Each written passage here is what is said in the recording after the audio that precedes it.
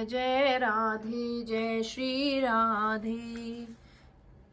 एकादशी महत्तम। विजय एकादशी महत्तम फाल्गुन मास के कृष्ण पक्ष की एकादशी। धर्मराज युधिष्ठिर बोले कि हे जनार्दन, फाल्गुन मास के कृष्ण पक्ष की एकादशी का क्या नाम है तथा उसकी विधि क्या है, सो सब कृपा पूर्वक कहिए। श्री कृष्ण भगवान बोले कि हे राजन, फाल्गुन मास के कृष्ण पक्ष की एकादशी का नाम विजया है। उसके व्रत के प्रभाव से मनुष्य को विजय मिलती है। उस विजय एकादशी के महात्म के श्रवण व पठन से समस्त पाप नष्ट हो जाते हैं।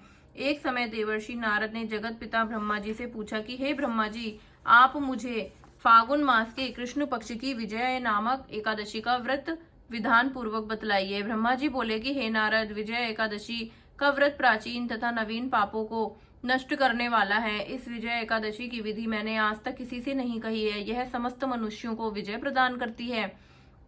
त्रेता युग में मर्यादा पुरुषोत्तम श्री रामचंद्र जी को जब 14 वर्ष के वनवास के लिए वनवास हो गया, तब वह श्री लक्ष्मण जी तथा माता जानकी जी सहित पंचवटी पर निवास करने लगे। उस समय उस जगह महापापी रावण ने श्री सीता जी का हरण किया। इस दुखद समाचार से श्री राम जी तथा लक्ष्मण जी अत्यंत व्याकुल हुए और सीता जी की खोज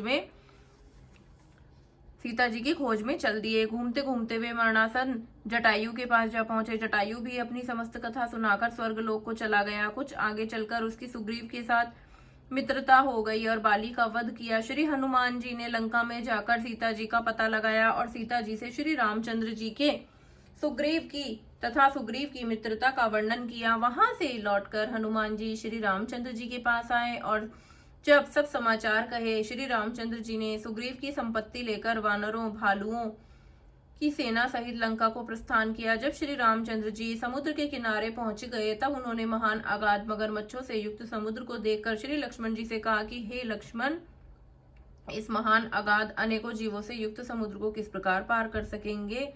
श्री लक्ष्मण जी बोले कि हे राम जी, आप आदि पुरुष पुराण पुरुषोत्तम हो। यहाँ से करीब आधा योजन की दूरी पर कुमारी द्वीप में बकलालभ्य नामक के मुनि रहते हैं।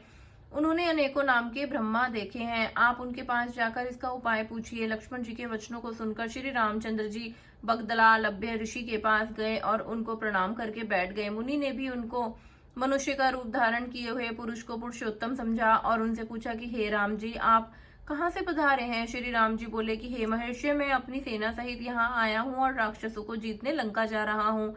आप कृपा पूर्वक समुद्र को पार करने का कोई उपाय बतलाइए, इसी के लिए मैं आपके पास आया हूँ। बगदलालभ्य ऋषि बोले कि हे राम जी, मैं आपको एक उत्तम व्रत बतलाता हूँ। फाल्गुन मास के कृष्ण पक्ष की विजया एकादशी का व्रत करने से आप समुद्र के अवश्य ही पार कर पाओगे और तुम्हारी विजय होगी। हे राम जी, इस व्रत की विधि यह है कि दशमी के दिन स्वर्ण, चांदी, तांबा या मिट्टी किसी का एक कलश बनाएं। उस घड़े को जल से भरकर तथा उस पर पंच पल्लव रखकर वेदिका स्थापित करें। उस कलश के नीचे सतनाजा 7 अनाज मिले हुए हों और ऊपर जौ रखें। उस पर श्री नारायण भगवान की स्वर्ण प्रतिमा स्थापित करें। एकादशी के दिन स्नान आदि नित्य कर्म से निवृत्त होकर धूप, दीप, नैवेद्य, नारियल आदि से भगवान की पूजा करें। उस समस्त दिन की भक्ति पूर्वक कलश के सामने व्यतीत करें और रात्रि को भी उसी तरह बैठकर जागरण करना चाहिए। द्वादशी के दिन नदी या तालाब के किनारे स्नान आदि से निवृत्त होकर उस कलश को ब्राह्मण को दे देना चाहिए। हे राम, यदि तुम इस व्रत को सेनापतियों के साथ करोगे तो अवश्य ही विजय होगी। श्री रामचंद्र जी ने मुनि की आज्ञा अनुसार विधि पूर्वक विजय एकादशी व्रत किया और इसके प्रभाव से दैत्यों के ऊपर विजय प्राप्त की। अतः हे राजन, जो मनुष्य इस व्रत को विधि पूर्वक करेगा उसकी दोनों लोकों में विजय होगी। श्री ब्रह्मा जी ने नारद जी से कहा था कि हे पुत्र, जो इस व्रत का महत्तम सुनता है उसको वाजपेयी यज्ञ के फल की प्राप्ति होती है। राधे राधे।